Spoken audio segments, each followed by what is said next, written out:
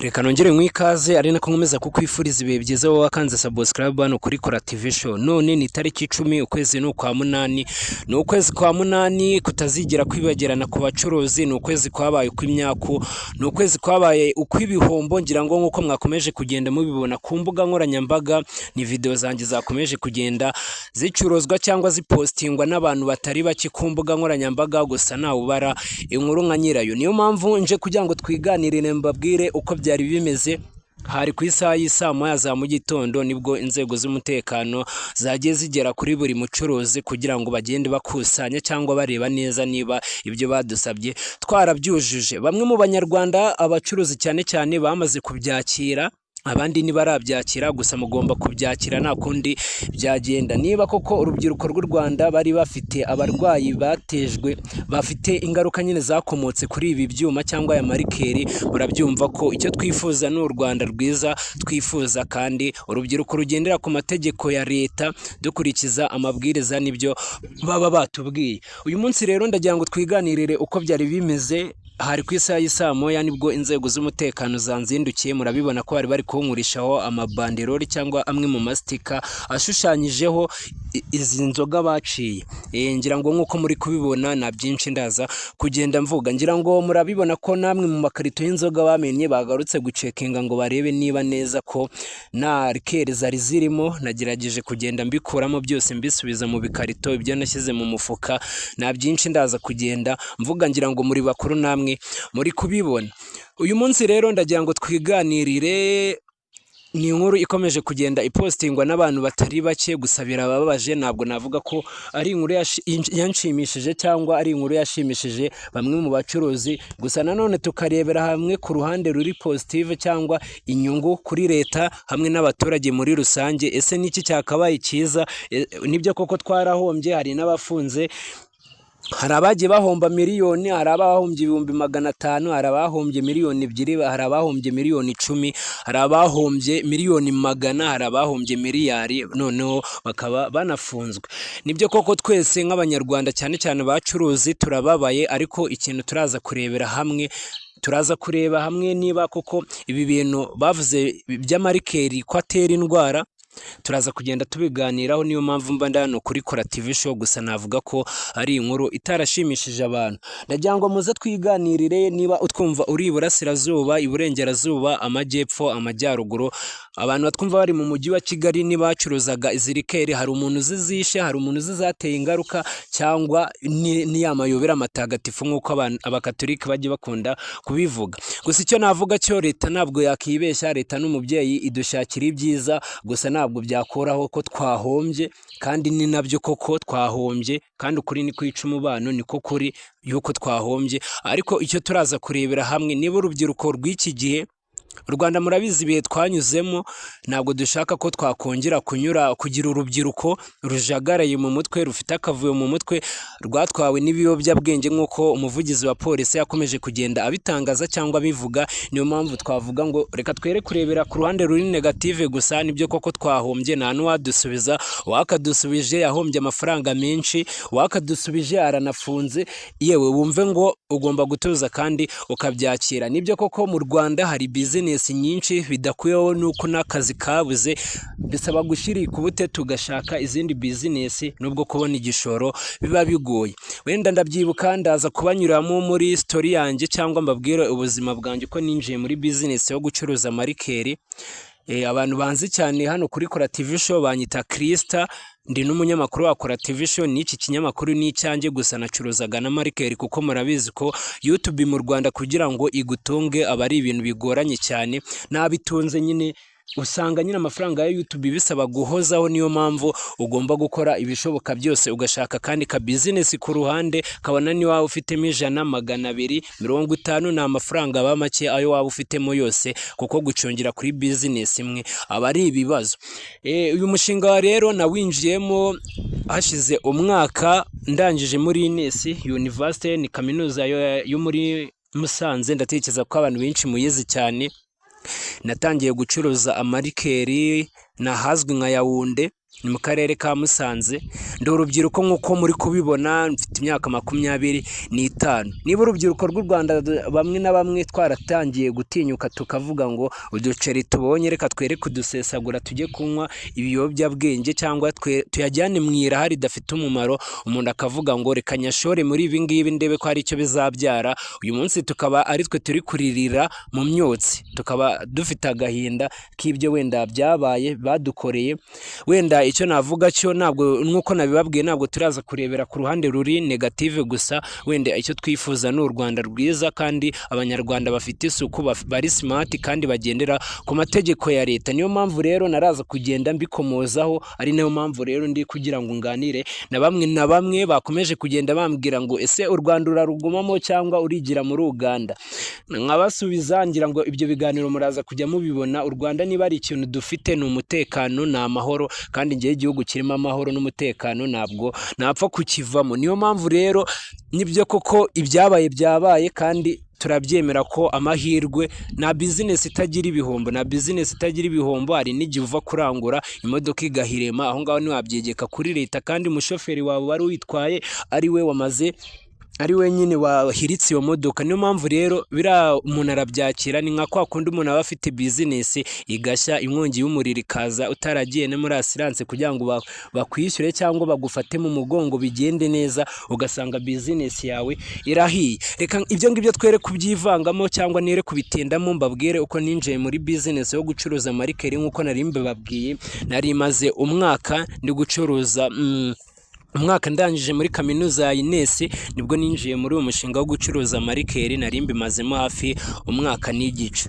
Navuga ko iyi business yagendaga, ibyo kuvuga ngo wenda hari abantu nagiye ncuruza marikeri bikabagirira nabi, na makuru mfite cyangwa ntabwo nabikomfirima, kuko nawe nacuruje ngo agaruke ameze nabi. Gusa icyo narinzi cyo ntabwo zabora ingaruka zangiza ku buzima bw'abantu. Nibyo nahoze nganirana n'ibinyamakuru bimwe na bimwe byari byansuye, bari kumbaza ngo niba ko kwacuruzaga inzoga ubizi ko zica, ubizi ko ziteza ikibazo. Ndabasubiza ngo niba u Rwanda twifata tugacuruza itabi, n'umuguzi akaba yarigura kandi ku ikarito yaryo yabanditseho ngo itabi ririca, ritera kanseri, ritera impyiko, ritera umutima, ibintu byinshi cyane, bakarinywa, utekereza ko rikeri biba bitanditseho, none atari n'ikinyarwanda, utekereza ko barikorera iki? Nyimara kwinjira muri business nabonaga ari ibintu biri kugenda. Navuga ko nigeze nekereza ko hazabamo iyi myako cyangwa ibi bihombo, gusa uko byagenda kose nyine akaje karemerwa, kandi nyine nta kintu cyatuma twangiza ubuzima bw'abantu. Twere kurebera ku mafaranga gusa, ahubwo icyo leta yakoze ni ukurebera hamwe inyungu za benshi, cyane cyane nk'urubyiruko muri iyi minsi babonaga ko bamaze gutwarwa n'ibiyobyabwenge cyane. Utanywa itabi niyo rikeri, utanywa iyo rikeri ewana ni byinshi cyane, ugasanga nyine ni ahantu u Rwanda twaba turi kwerekera. Niyo mpamvu mvuze ngo reka nicare twiganire nk'abanyarwanda. Nibyo koko ukuri kuraryana, kandi kuba twahombyeho twahombye, twagakwiye kuba turi no kubabara tukarira, ariko amarira y'umugabo atemba ajya mu nda. Kubabara aho umuntu aba agomba kubabara, kuko utababajwe n'amafaranga washoye, utababajwe n'amafaranga washoye, wababazwa n'umwanya wataye muri iyo business. Nibyo koko ngiye wenda nari nyikoze imyaka mike, hari abayimazemo nk'imyaka 15, 20, 30, bari bafite abana bishyurira biturutse muri uwo mushinga bakoraga wo gucuruza marikeri. Hari abari barafashe inguzanyo muri banki, na n'ubu ngubu mwakomeje kugenda mubibona ku mbuga nkoranyambaga, abagiye babipostinga, ab'ibinyamakuru byagiye bisura bavuga ngo nk'ubu nkanjye nari narafashe inguzanyo muri banki, mvuga ngo nzajya nyishyura gake gake. Hari n'abafite nka miliyari hafi zirenga, bagiye bafata inguzanyo muri banki kugira ngo bacuruze marikeri. Niyo mpamvu rero nje ubasha kuvuga, nje ubasha kubumbura umunwa wabikoragamo, murabyumva ko nta n'agahinda kenshi mfite, nta n'impamvu yo kubabara mfite, nubwo buri wese nyine arebara ku ruhande rwe, ariko navuga ko ibyo baba bakoreye abandi ari byo bituma umuntu yiyakira. Iyi business rero nyimara kuyigiramo nabonaga igenda nk'uko nabibabwiye. Ntabwo ninzi ko byazamo iyi myako, ntabwo ninzi ko byagenda gutya. Muraza kujya mwihangana, aho ndaza kujya mbavangira cyangwa nkavuga inkuru sinyirangize. Turaza kugendana 5 kuri 5 kugira ngo tubashe kumenya impamvu cyangwa purpose y'iki kiganiro, impamvu ndi kuyikora ni iyihe.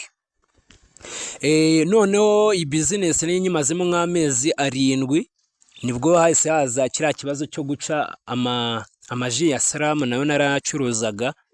Navuga ko uyu mwaka nyine utagenze neza cyane cyane ku bacuruzi, kuko ntiwacuruza rikeri gusa, usanga ari nka rikasitowa. Niba ufite rikasitowa cyangwa uranguza amarikeri uba ugomba kugira n'amaji. Umuntu udakunda rikeri ivangiye abakunda rikeri yonyine, niyo mpamvu amaji uba ugomba kuyagiramo. N'ukunda rikeri yonyine akaza akayibona, ukunda rikeri ivangiye akagura ji iwawe akabivangira. Ni muri urwo rwego rero nacuruje n'amaji ya Salama. Nibwo hahise hazamo iki kibazo cy'uko baciye amaji ya Salama, turabyihanganira, turakomeza turapeza, turavuga ngo ni igihombo cyaje mu gihugu, reka tubyakire, birarangira. None mu kwezi kwa munani ni inkuru y'akababaro, ni inkuru ibabaje, ni inkuru ikomeje kugenda ipostingwa n'ibinyamakuru bitari bike. Ni inkuru izakomeza guteza saga cyangwa izakomeza guteza zagara mu banyarwanda, nubwo wenda buri umwe wese atakubwira uko yaruhura umutima we, akayagira n'ibyo yirinda kuvuga ku bw'agahinda afite kugira ngo wenda bitamukurikirana cyangwa bikagira izindi ngaruka. Ariko icyo nemera cyo, izi rikeri zari ziteje ikibazo ku rubyiruko. Wenda icyo twavuga ni uko habayemo gutungurana, kandi nta nubwo bari kuvuga ngo abacuruzi mwese mwaranguye izi rikeri mubanze tugiye kuzihagarika ku isoko, mubanze muzicuruze zishire, kandi turi kwica ubuzima bw'abantu. Niyo mpamvu rero aba ari ibintu bibabaje cyane. Iyi nkuru ikimara gusohoka, inshuti zanjye, abavandimwe banjye, ababyeyi n'abandi bantu muri rusange bazi ibyo nkora bakomeje kugenda bampamagara bambwira ngo noneho urakora iki ko amarikeri bagiye kuyacangiye. Numvaga ari ibintu bisanzwe, numvaga ari ukubeshya, kuko uwo munsi nari nagiye no gusenga, sinari nabashije kujya ku mbuga nkoranyambaga wenda ngo menye ngo ni ibiki byiriwe bivugwa.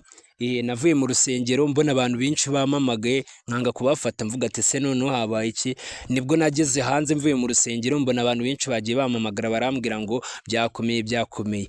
Gusa njye sinabanje kubitekereza ko ari ukuri. Gusa nanone nkoresheje ubwenge bwanjye ndavuga ngo niba baraciye ji za Salama n'ubundi kubera iki ibyuma byo batabica. Nibwo nanyarukiye ku binyamakuru bimwe na bimwe, nangira kubona iyo nkuru ko ari impamo. Byari ibintu bibabaje cyane guhita umuntu abyakira no kubasha kuvuga gutya. Nyine ni kwa kundi umuntu aba yaramaze kuruhuka mu mutima. Hari benshi twagiye dukorana ibiganiro kuri Kora TV Show, hari benshi twagiye dukorana ibiganiro ku zindi mbuga nkoranyambaga, ugahita ubona araturitse ararira, kandi mwatangiye mubona akomeye. Nibyo koko, iyo bitarakubaho uba wumva ari ibintu biri aho ngaho. Iyo batarazi iwawe ngo bazikumenere mu maso cyangwa babipakire babijyane, ubone kwa kundi wabaga uri kwiranje ubona igipande kimwe cyangwa muri etajeri cyangwa kontwari, bitewe n'uko byita, ukabona hajemo umwanya ugahita uvuga reka nshaka amafaranga, ukajya ku muhangayiko kuvuga ngo reka nshaka amafaranga nkavaringe hano hantu harimo icyuho muri business yanjye. Ubu urabyumva, abacuruzi murahita mubyumva cyane, ubona ari ibintu bidasa neza. None utekereza nk'iyo business yose wari ucungiyeho, hari n'abantu benshi baba baragiye bakomfirima ba Landlord, akavuga ngo reka tuvugane mwishyure nk'amezi 5 ngiye gukoramo iyi business, kandi Landlord ukaba ubona utahita umubwira ngo agusubize. Nibyo koko mu masezerano muba mwaragiranye ntabwo babyumvikana, ugasigara uri no gucuruza isenta, uri kwishakira ikintu bazakoreramo. Noneho wanareba ukabona iduka ryawe wenda hari harimo rikeri gusa, nizo zari nyinshi, nizo zari zigutwaye amafaranga menshi muri iyo business ufite. Nyine agahenda nikabura kukwica. Abacuruzi bo murahita mubyumva kurushaho. Niyo mpamvu rero abantu benshi bakomeje kugenda banyandikira ku mbuga nkoranyambaga, banyandikiye WhatsApp bari kuvuga ngo wihangane, ibiki n'ibiki. Kwihangana ntabwo byagarura amafaranga umuntu aba yataye, ariko n'uwo mutima abanyarwanda mugira wo kwihanganishanya ndabo bashimiye. Ikintu gihari rero ni iki kintu gihari, ni uko urubyiruko bamwe na bamwe bagiye gutangira gutinya gushora. Bakavuga ati niba mu Rwanda biri kugenda gutya na gutya, niba umuntu ari gushora muri ibi bintu ejo kumva ngo byahagaritswe, biraza kugenda gute? Hari icyitwa depression. Nk'ubu wenda nkanjye nkunda kwiyakira vuba, kuko ibintu utabasha guhindura n'ibintu biba utagira ikintu wabikoraho, uba ugomba kugerageza uko byagenda kose ukabyakira. Ejo bundi nahoze nganira n'urubyiruko rero, twiganira abantu mu nkurikiranye mugeze kuri uyu munota mukurikiranye Kora TV Show, bari kumbwira ngo ese amafaranga tuzashora hehe, bizagenda gute? Ngira ngo mwarabibonye mu Rwanda byigeze kuza baca caguwa. Iyi myenda ya caguwa wenda abantu mutabimenyeho iyo story, ndatekereza ko ziba zanditse icyatumye bazica ibiki n'ibiki. A, B to Z. Mwagenda mukabibona kuri Google kuko ikintu cyageze kuri Google ni imyaka n'imyaniko kigumaho. None hagezweho amarikeri. Umuntu ari kwibaza ngo business azashoramo idafite ingaru, idafite igihombo. Nibyo koko amarikeri yo yangizaga ubuzima bw'abantu, ariko nubwo hari aba no gucuruza utubari. Uyu munsi tuvugana nakubwira nk'utubari tugera muri 5 nzi dukorera nk'i Musanze, hakoragamo abakobwa bagiye batandukanye, ariko batangiye kugenda babasezera bababwira ngo akazi kabaye gake. Nibyo koko hari igihe nk'abanyarwanda muri rusange twamaze kwishyiramo yuko abakobwa bakora mu kabari babafata nk'indaya. Ndaza kubivuga naciye ku ruhande, ntabwo ari amazimwe, niko abantu bakunda kubafata.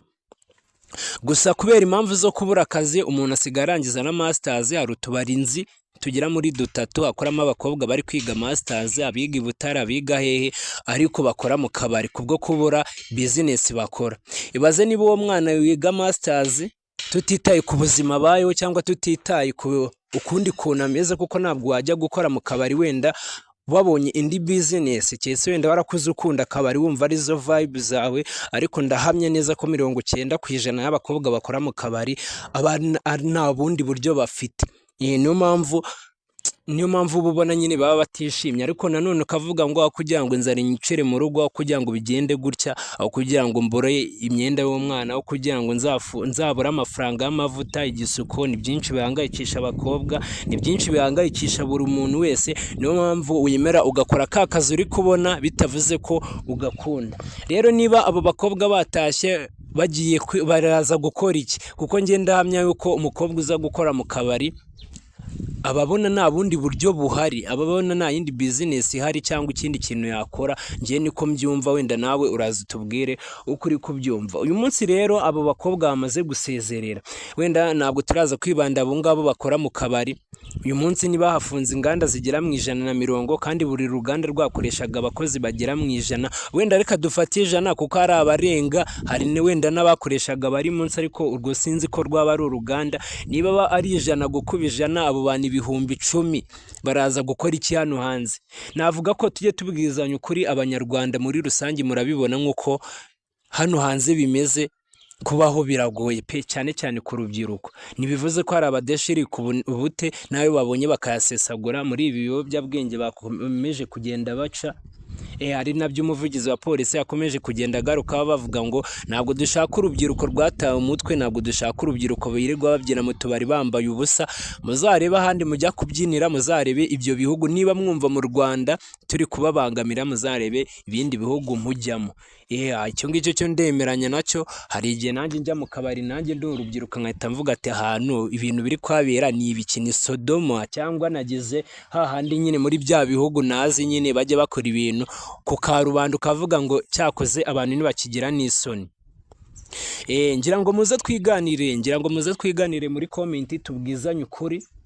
Njyewe uko byagenda kose, ngira ngo nk'uko mwakomeje kugenda mubibona, natinze ndi kumanura aya mabanderori cyangwa aya mastika, kuko ntabwo bari kwemera kuhava nabikuyeho ngo birangire.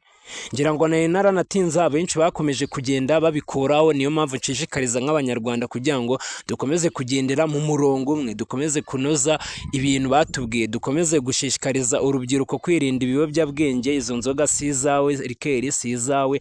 Twahereye muri tunyweresi, none ubu tugeze muri si izawe.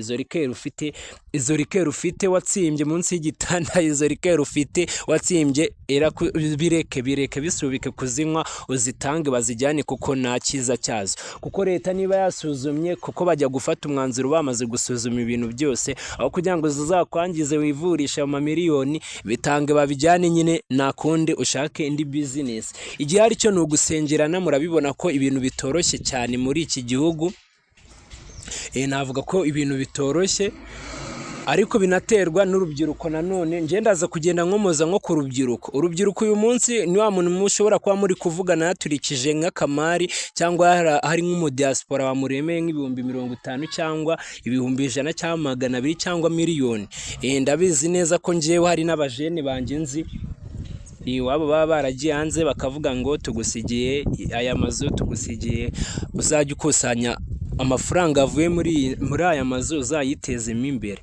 Ukamubona nyine uwo muntu nyine basigiye ayo mazu yaratwawe n'inzoga, mu cyimbo cyo kuvuga ngo nakabibyaje umusaruro. Nibyo koko ntabwo ndaza kubagira inama, ntabwo ndaza kuvuga ngo nje gutanga inama, nababaye ariko nyine ngenda nko mu rusyo nkakoma n'ingasire, nk'uko abanyarwanda bakunda kubivuga ngo ujye ukoma urusyo ukome n'ingasire. Reka twere kuvuga ku mpande za leta gusa z'uko bavuze ngo baciye amarikeri twumve twabangamiwe, twumve twahombye. Reka turebe no ku rubyiruko, tuvuge ngo ese we niba utuye i Kigali, ndaza kwibanda i Kigali kuko i Kigali wenda nk'abantu batuye mu Gisimenti n'urubyiruko wenda rw'i Rubavu, abantu batuye i Rubavu muze twiganirire. Hari ibintu ugeraho ukareba ukavuga ati cyakoze urubyiruko rwarashize. Nanjye nubwo ndi urubyiruko, nubwo nkiri muto, hari abantu nanjye ndeba nkavuga ngo ahangaha mbonye ipingu rwose, ahangaha nabafunga. Ni ibyanyabyo, ibyari sitori yo kubabwira ukuntu mwinjiye muri uyu mwuga. Byabaye ikiganiro, muze twiganire muvuge ngo ese wowe wenda utarebeye ku gihombo gusa bateje abacuruzi cyangwa baduteje, wowe ukurikije ahantu u Rwanda twifuza ko rugera, cyangwa ukurikije urubyiruko rw'iki gihe ibintu bakoraga. Wenda turaza nko gusimbukira ku rubuga rwa TikTok. Abantu bakoresha TikTok mureta mubyumva, ujye ureba nk'urubyiruko ruriho ibintu baba bikora, uhita uvuga ngo ese koko ni uru Rwanda twifuza. Tujye tuvuga ngo igihugu niba cyaraciye muri ibi bintu bikagenda gutya na gutya, amateka naraza kugenda nsubiramo, sinshaka kuvanga ibyo ndi kuvuga, gusa buri munyarwanda wese agomba kuba abizi.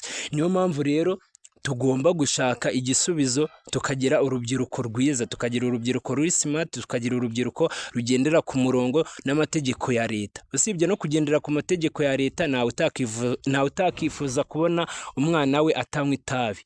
Cyetse wa mubyeyi, ngira ngo n'umubyeyi unywa itabi ntabwo aba ashaka ko umwana we arinywa. Icyo ngicyo nagihagararaho 100%. Ngira ngo n'umubyeyi usinda ntabwo aba ashaka ko umwana we asinda. Abavuga ati wenda nakoze amakosa birangira mbigiyemo, birangira mbaye akazizi, ariko nzabirinda umwana wanjye.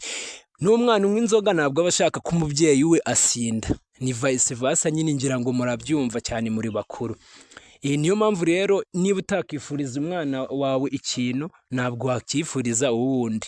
Bya bindi abanyarwanda bakunda kuvuga ngo umwana wundi abishya inkunda, ariko ntabwo wakifuza kubona umwana w'abandi nawe ngo ari gusinda marikeri yamwishe. Iyo biri ku mwana w'abandi nyine uba wumva ari ibintu biri aho ngaho, ukajya hari ugaseka, ukabona ni nk'ibintu biri komedi bisekeje nyine. Ariko iyo ari umwana wawe biriho, nawe urabyumva ko nta kababaro. Niba nyine ikintu kiba nko ku mwana wawe ukabona giteje ikibazo, ukabona giteje akababaro, why not n'ubundi utavuga ngo ibi bintu byari byaratinze gucika.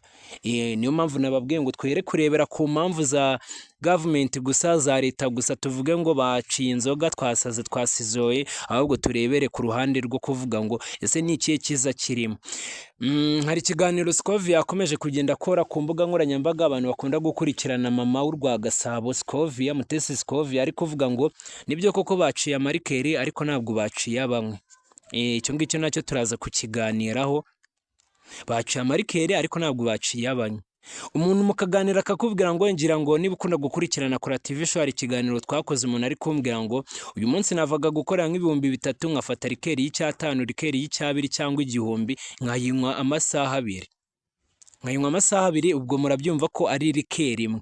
Noneho ubwo niba ayo masaha 2 nayamaraga mu kabari ndi kugira ngo ncume ndebe ko wenda nataha madamu amaze guhisha, yamaze gushyira ibintu ku murongo, kuko abagabo benshi murabizi bataha barya biryamira nyine iyo biriwe bahiga amafaranga, bavuga ngo twaronse reka wenda umuntu yihemba agacupa rikabigende gutya na gutya, nanjye kuryama yewana nanjye nakoze nyine imirimo yanjye yashimwe n'Uwiteka, akamfata vino yanjye ninywere. Niba yanywaga iryo cupa rimwe, uyu munsi araza kuvuga ngo burarirwa kugira ngo ubone. Hari ibintu abantu banywera bavuga ngo nshaka agakoni. Nk'urubyiruko mureta munyumva cyane, niba umuntu anywa ari gushaka agakoni cyangwa ari gushaka gusinda, hari umuntu unywera gusinda. Niba yanyweraga Icyatanu agasinda, ubu uyu munsi biraza kujya bimusaba ibihumbi 10, nawe yacyura agashyira abana, nawe yacyura agashyira umugore nta yaraza kugezayo. muze twiganire rero icyo nshishikariza abanyarwanda waba wacuruzaga marikeri mushiri kubute musenga Imana muhangane nabyo. Wenda sinavuga ngo hari icyizere yuko leta hari impinduka zabamo ngo bakaduhindura amateka wenda bakaturemera, ibyo ngibyo byo simbibijeje kuko niba binahari ntabwo byaba birenze 1%, kuko nawe gutakira nawe dufite. Niyo mpamvu nshaka ko muza tukiganirira. Ngaye nguko rero twaganiriye byinshi, hari byinshi twavugiye muri iki kiganiro, gusa icyo nashishikariza urubyiruko no kwirinda ibiyobyabwenge. Icyo nashishikariza bamwe mu bantu bacuruzaga marikeri niba ari uyafite nayatange birangire atazamwangiriza ubuzima cyangwa akabwangiriza abana be, cyangwa hakaba haviramo n'ikibazo cyo gufungwa, kuko kurenga ku mategeko ya leta nawe urabizi ibiba bigomba kukubaho. Niba ibintu babiciye mu gihugu bavuga ko ari ibintu bibi, bitange bajye kubimena birangire, twubake u Rwanda twifuza, urubyiruko turuteze imbere, urubyiruko dukura amaboko mu mifuka dushake ikintu dukora. Nayo mafaranga wabonaga ukayirukira kujya kuyanywera, urebe ikindi kintu wakoramo kabisa kugira ngo twiteze imbere. Habwirwa benshi akumva beneyo cyangwa akumvwa beneyo, sinzi ukuntu babivuga neza, ariko umugani murabizi. Twaganiriye byinshi, twavuze byinshi, gusa icyo twifuza ni urubyiruko ruri smart. Icyo twifuza ni abanyarwanda bari ku murongo, apana b'abanyarwanda batwawe n'ibiyobyabwenge, batwawe n'amayoga, bibasiwe n'ibiyobyabwenge. Nyine ukaba ubona umuntu nta ejo heza afite. Uko byagenda kose hari impamvu leta yafashe uwo mwanzuro, kandi leta icyo ibidushishikariza ni ukugira nyine igihugu kiri ku murongo. Ni ibintu byiza nyine urubyiruko duhure tuganire ibintu bizima, tube tumeze neza mu mutwe, turi smart. Ni nabyo mbifuriza, mukomeze kugubwa neza, Imana ikomeze kubandindira. Ciao dukomeze kubana mu biganiro bitaba bya Kora TV Show, murabizi ndabakunda cyane.